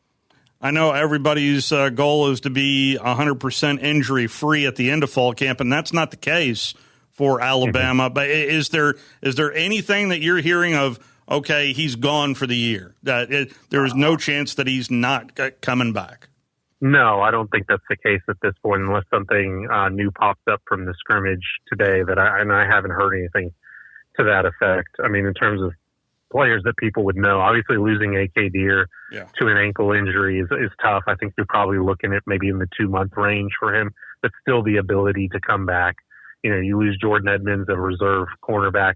You're probably looking at a month or two for him too. So not a long-term sort of deal. Noah Rogers is really the one that we've known about since the spring, got injured day. They have really high hopes for what he could be coming over from NC State. I think he was probably going to be their number 2 or even, worse, their number 3 receiver, and, has that leg injury at 8A. The recovery is going really well. I still think it's, though, an open question of when he comes back and in what capacity. I think it's probably premature to look at anything earlier than midway through the season, based on kind of what I was hearing a while back. So nobody who I'd rule out completely at this point. But again, wherever you guys are, knock on wood, because it's football. These things happen. Injuries pop up, and you just hope that they're not at key positions and not for a long period of time. Heading into last year, we were talking about the run game, and we all know, we all saw what happened. And I roll in to say, haven't talked too much about, you tell me, how much pressure is on Ryan Grubb heading into this fall? A lot. I'd say a lot, because he entered last season regarded as one of the best offensive coordinators in college football. I mean, there's a reason the Seahawks hired him straight from college. I mean, that doesn't happen a whole lot. And yeah, it didn't work out there, and you got let go after one season, but that still was an offense that produced and scored points. It was just sort of a philosophical difference he had with with McDonald there. So, he comes in and, it's really just an unbalanced offense, and there's no other way around it. It really put too much on the shoulders of Ty Simpson as a quarterback last season. And, they've got to figure out a way to get to a better and more balanced place. And it's not something he shied away from in neither Grubb nor Kalen DeBoer. They know they have to be more consistent and be more effective running the football. The good news for them is it's a pretty low bar to clear. They do want more explosive plays, and that's, a big thing they're trying to focus on. And maybe a guy like, again, Daniel Hill losing a few pounds can give them more of that. Trayshawn Brown is really interesting. Ken Riley, obviously still in the program, and obviously EJ Colell. But I think there's a lot of room for improvement on the margins too. Just being better in terms of eliminating negative plays, as picking up 2-3 yards on first down and staying ahead of the chains would be really big. I do think, not to take it in a completely different direction, but another thing that people I think should be focusing on when we talk about balance on offense, it's not just the running game. It's how they're throwing the football too. They were pretty one-dimensional throwing the football last year in terms of not being able to stretch the field vertically. Yeah. They did not hit a lot of deep shots. I do think that whoever the starting quarterback is, there's a lot of belief that those guys will push the ball downfield more. So can they challenge defensive coordinators to prepare for multiple things? And to be successful at this level, you have to be able to do that. You have to make people account for the running game, the short to intermediate, and the deep passing game to be your most effective. So to me, I think those things can sort of work in tandem, especially if you can be more effective running the football, and then suddenly play action pass opens up to you. And we all know how effective that can be. Well, we certainly do remember how effective Jalen Milroe was with the deep ball. But in terms of these two quarterbacks, which one is more effective on the deep ball? Is it Russell or is it Mack? It's tough to say, because I do think Austin Mack, everybody kind of wants to immediately knee-jerk go with Russell because he's big play. He's a lightning in a bottle type quarterback. But let's not forget that Austin Mack is a big dude with a big arm who throws a very pretty deep ball, who a year ago at this time, when it was still undecided, is Ty Simpson going to be the starter? Like, you heard coming out of practice, man, receivers really like catching the football from Austin. So I think he's got that to him. But at the end of the day, I think Keelan's ability to extend the plays with his legs, and then his quick decision making in terms of just sees a guy open, doesn't think, just fires. I think he gives them the best big play potential, and a lot of that would come through the deep passing game. So very interested to me to see how both of those guys look like for there. And then also the underrated part is, how do those receivers sort of work in tandem with that, and how are they getting open if a play does break down, extending the play, holding on to the football, picking up extra yards, all of those things that were a little bit hit or miss last year.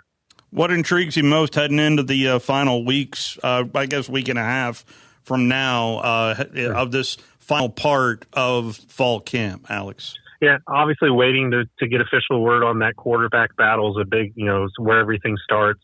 And then, health is a major thing. You don't want a big-time injury right before you roll into week one. It's one of those things you kind of keep your fingers crossed on. And then just checking off the boxes in terms of these other position battles. I talked about inside linebacker, Caleb Woodson, the transfer from Virginia Tech. You can go ahead and pencil him as one of the two starting inside linebackers. But who's that other guy next to him? I think, we went into camp thinking, it's probably QB Reese, maybe Caden Jones. And now Luke Metz has really entered that conversation to where I think he'll have a chance to win that job as well. So very curious about those kind of lower tier battles. And then can the offensive line continue to build on what they showed today and this past week? Can they continue to develop? Because, that's obviously a huge area of concern. And again, we talked about the personnel ad nauseum. You still have, don't forget you have a new position coach on top of that. Yeah. So can they continue to improve every single week? I think that's sort of the key. Even when we talk about getting into week 1, week 2, week 3. One final one for me. Is there any update on Noah Rogers? Because I don't know what you're hearing, but I'm hearing that process is it sped up a little bit, or is there any update on Noah Rogers? Yeah, he's doing well. I still think it's too early in terms of trying to figure out how far ahead of a timeline he is. Again, not to be the very cynical person, but I've shake me next time you hear a coach say that somebody's recovery from a surgery is not looking good and not ahead of schedule. It's always sort of that way, right? So true. But behind the scenes, you do hear that things are progressing well there. But until we start seeing him, or hearing about him being on a practice field and making cuts, I think it's very premature to try to figure out where he's at right now. That's why I'd say I wouldn't even have it circled as the thing that I'm concerned about or thinking about until we start approaching the midway part of the season. And even then, maybe he's going to suit up for this game, kind of like Quay Rousseau last year. Yeah. Just because he suits up for a game doesn't mean he can roll out there and play, or, is he playing 5 snaps, 10 snaps? It's going to be a very slow process because they know what the potential is there for him. And if they can save him as kind of a Christmas present for, a late season, an Iron Bowl, a playoff game, whatever it is, and have him fully go, I think that's probably the ideal scenario. But obviously, those other receivers, a Derek Meadows, Latsier Brooks, a Cedarian Morgan, those guys obviously have to carry the weight for a while now. Alex, I can't thank you enough for the time. I know you're a busy man today, in particular, coming off scrimmage number 2. Thank you so much for the time. No problem. Bye-bye. You're listening to The Drive with Wes Neighbors and Steve Moulton on 97.7 ESPN The Zone. Hey folks, Arthur Seed, managing partner at University Kia, letting you know we are proud supporters of Alabama and Auburn football. Swing by University Kia today and check out our huge selections of brand new Kias, including the spacious Telluride 8-passenger SUV, the slick new K5, the sporty Kia Seltos. We've got perfect cars for every lifestyle and budget. Visit universitykia.com to view all our amazing offers and get pre-approved amenities, because we want to see you in a Kia. Roll Tide, War Eagle. Welcome to Kern Electrical, where teamwork powers every project. Our champion sales team takes time to understand your needs, tailoring the perfect Generac generator for your home or business. Our project managers handle all coordination, ensuring a tackle-free installation. Our certified installation crews ensure peace of mind, even in the darkest moments. With our service and maintenance lineups, you can be assured we're with you every step of the way. Experience the home team advantage of Kern Electrical, your Generac superstore. Most current way to keep your power on. GeneracSuperstore.com. Mark your calendars for September 19th as All About Water invites you to Pond Tour 2026, a free self-guided walkthrough of real ponds and water features that they've built right here in the Huntsville area. Talk to them on site, ask questions, see the craftsmanship up close, no pressure, no appointment. Whether you're picturing a small backyard fountain or a full koi pond with waterfalls, this is your chance to see what's possible for free. RSVP at allaboutwaterllc.com or check out their Facebook page on the day of for participating addresses. Your backyard could be next. West. Fall Saturdays in the South mean football. And when football season rolls, patio and grill season rolls right with it. Turn your patio into your favorite place to watch the game. From premium grills like Big Green Egg, Yoder, Blaze, and Napoleon to outdoor furniture built for Saturdays. Brooks & Collier has everything you need to make your patio the best seat in the house. Brooks & Collier, 80 years, 4 generations, the Valley's best in outdoor living. 813 Meridian Street and at brooksandcollier.com. Your Fox 54 weather. Fox 54 weather impact meteorologist Emily Owen. Expect to see a partly cloudy sky for this Thursday night across the Tennessee Valley. Low temperatures fall into the low 70s for the overnight. Heading into our Friday, we'll see mostly sunshine. A few showers and thunderstorms could be possible in the afternoon. High temperatures warm into the low 90s. Your Fox 54 weather, only on 97.7 ESPN The Zone. Listen to the Rocket City Trash Pandas all season long. Swung on lifted, deep left, back goes O'Donnell, he looks up, it's done, and it's over! Denzer again, the goose is loose! Trash Panda Baseball is only on Talk Radio WZZN. All right, good morning. Just finished about a little over 90 play scrimmage, about 80 plays with the ones and twos, finished up with some threes. Good work at all areas of the field. So just probably the general feel, I think, of the week would be that we made a lot of progress. It felt like we consistently get better. There's no drop-offs, and that's what I want to see. We still got some big weeks ahead. I think that it was this time a year ago where we didn't continue to take those strides, and so that'll be the challenge moving forward. But some good stuff to learn from. Love having the officials out there. We were much cleaner, especially pre-snap. In this scrimmage than what we were last scrimmage and even in the week of practice. So it was good to see that. But just getting their input and interpretations on some things, it's good to have the officials out there. So a lot of the guys that you'd expect, I think, are doing a good job. And, managing the scrimmage, you don't see it all. So, but there's a lot of guys, I think, that you'd expect, the starters in particular, that I think just consistently do their thing. And so some guys that I'm sure you'll ask about that are behind them that are pushing for spots. So we got some competition still going at a number of places, and that's healthy for our football team. But I thought today was a really good day. Thanks, Coach. Let's start with Charlie on the far right. Yeah, hey, Coach. Just what did the quarterback show you today, and do you feel ready to make a decision after the second scrimmage?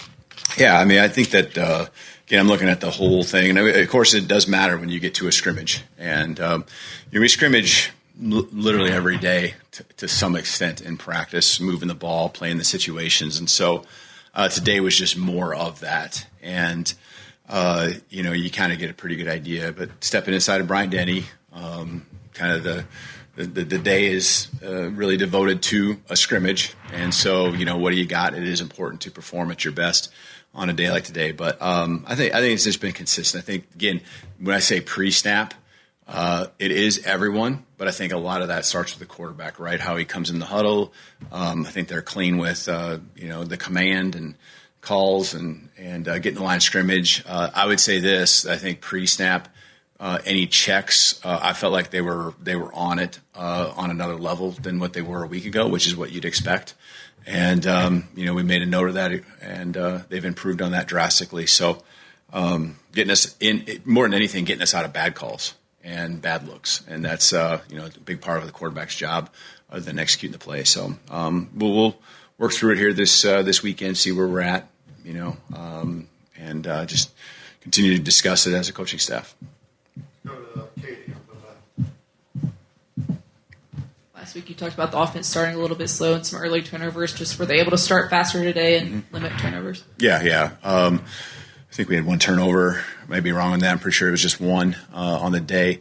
And just, again, the intentionality is what I love to see. And last week, the defense, the intentionality on the energy, not just starting, but how they were at the end was really important to them. And that was really tied to a scrimmage scenario and situation we had earlier before scrimmage one where they dropped off. And, we made a note of that. And then that was, kind of the offense's job now to make sure that they address the areas where we fell short. And I thought they did that. I think they came out and moved the ball down the field early and consistently.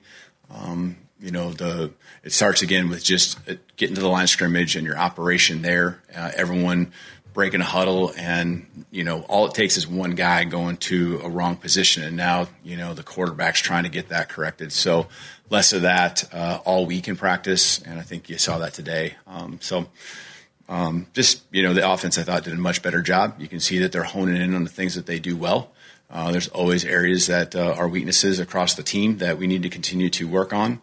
The one thing about offensive football, you get to kind of decide what you want to do and what your identity is. And so I think we're really doing a good job the last 4 practices of working in that manner. Go to Chase on the right.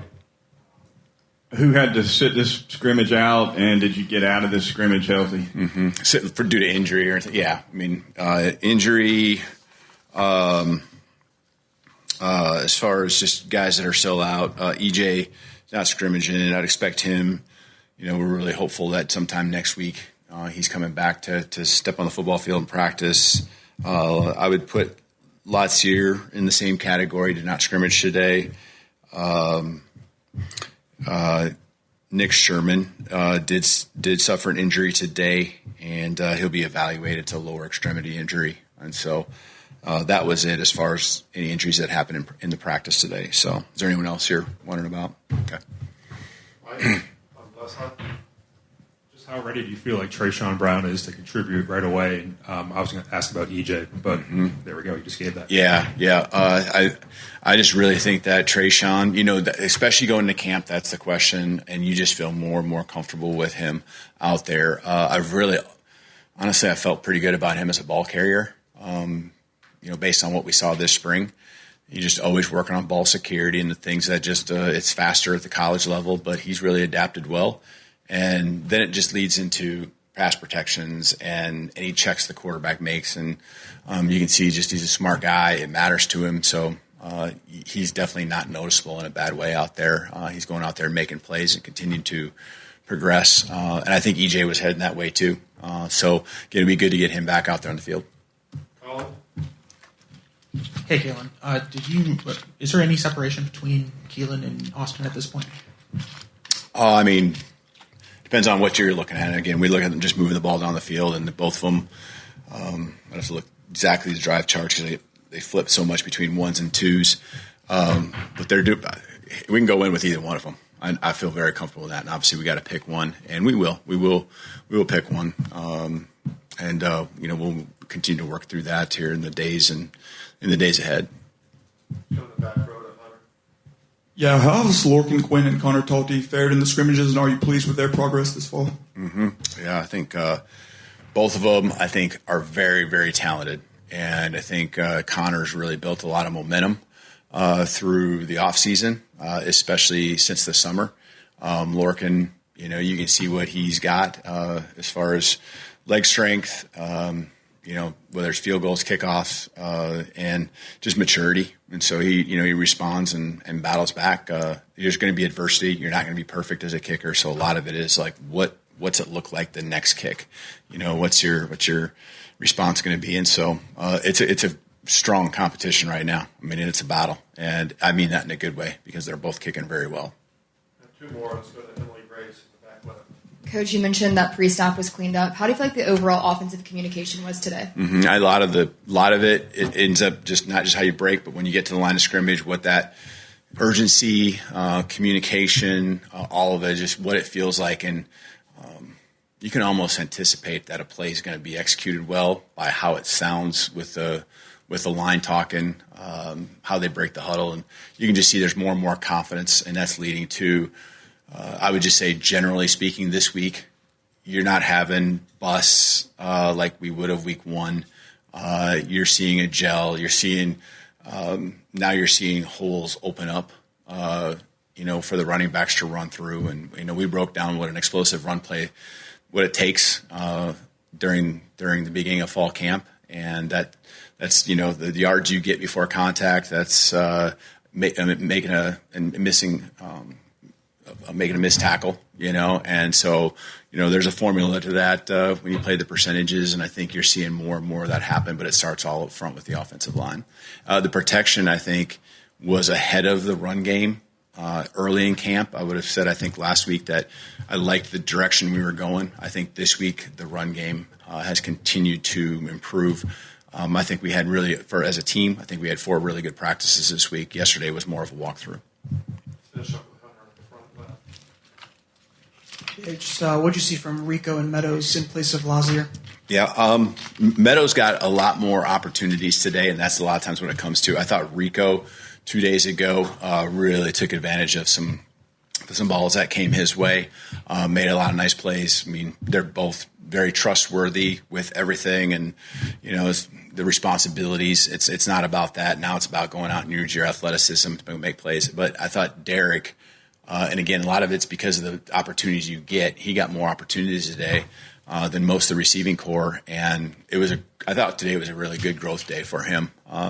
Competitive catches in particular. So, using that big body to go up and make some plays. You're not going to catch them all. It's ball placement. It's the defender you're going against. But I like the way he's battling, and he's really growing.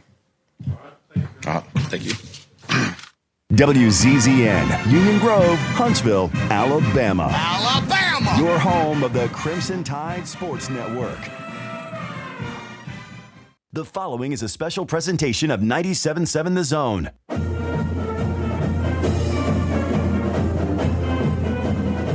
It's time for Randolph Raider football on 97.7 ESPN The Zone. Raider football is brought to you by Randolph School. Building character and nurturing all since 1959. Johnson Orthodontics. Visit HuntsvilleOrtho.com. TOC, the Orthopedic Center. Foxtrot Family Law. Scout and Bimble. Plan your next great adventure at scoutandbimble.com. Power Brands Hospitality. Free Point Commodities. Raider football is also brought to you by Sports Med Orthopedic Surgery and Spine Center. Now let's head to the stadium. And it is high school football season yet again here in the state of Alabama, and we are here live. Michael Seal, Rudy Armand. We are going to be calling the Randolph Raiders and the Pisgah Eagles. We're super excited to be here. Pisgah, one of the best 2A programs in the state of Alabama, coming off Adam Gilbert's first year, and they go to the state semifinals, losing by 8, 44-36, into a heck of a game against Coosa Christian, who went on under Rush Probst to win that 2A state title. It'll be year 7 for David Lloyd all time. The Raiders 0-4 against Pisgah, and they played here last year. But it was week 5. It was a 34-14 Eagles win. But just super excited for the opportunity in this opening game. We've got the new AA and single A private school split. Randolph will be AA. There'll be 16 AA teams. They're all going to make the playoffs. So basically what you're doing in region play this year is playing for playoff seed. But right now this is a non-region contest to kick off the season, and we are here at Sam Kennemer Stadium here in Pisgah, Alabama. Michael, it's great to be with you. Oh, great to be here too. I tell you what, I look forward right around the end of July. I start thinking about high school football, and this is what it's all about. Great to be here at Eagle Stadium here to kick off this Randolph Raiders football season. Yeah, it really is. It's going to be exciting, and the Raiders return some experience. Landon Leo will be his second year starting at QB, and this guy's a kind of a QB-centric offense. It's very aggressive under David Lloyd. You won't see a lot of punting. They like to go for it, especially if they're near midfield or, of course, into their opponent's territory. They'll take a lot of chances. They throw the ball around. There's some trick plays that they'll have in their pocket. So it's a fun style of football, wide open style. I did Randolph for a couple of seasons. They had some outstanding football players. My first year led by the great Nick Strong, who just recently graduated from the University of North Alabama. They made it to the 3rd round of the state playoffs, which was school history that year, making the quarterfinals, and they were outstanding. So, and David Lloyd has made the playoffs 6 straight years. This will be 7 in a row because of the private school split, right. But still, a lot of consistency in this program, a lot of confidence. And you've got to be confident, Michael, if you're going to open over here at Pisgah, because they have a lot of tradition. And the last decade, especially under first Luke Pruitt and now Adam Gilbert, they